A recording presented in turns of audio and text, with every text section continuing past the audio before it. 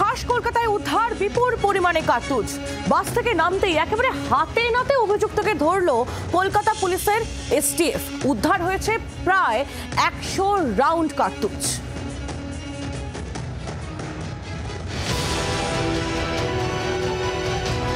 কলকাতার প্রাণকেন্দ্র ধর্মতলা, সেখানেই অভিযান চালিয়ে বড় সাফল্য পেল কলকাতা পুলিশের এসটিএফ।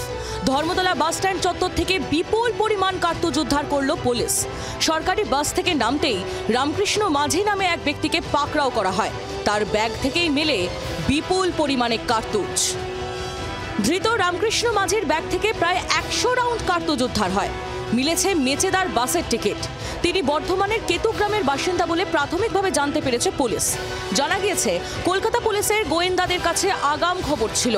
সেই মতো ধর্মতলা বাস স্ট্যান্ডে সাদা পোশাকে অপেক্ষা করছিল পুলিশ।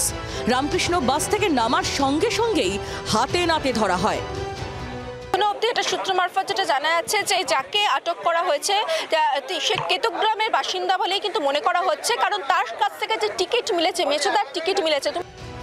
এর আগেও কলকাতার একাধিক জায়গা থেকে প্রচুর আগ্নেয়াস্ত্র উদ্ধার হয়েছে। শিয়ালদার বৈঠকখানা বাজারে রীতিমতো অস্ত্র ভান্ডারের হদিশ মিলেছিল।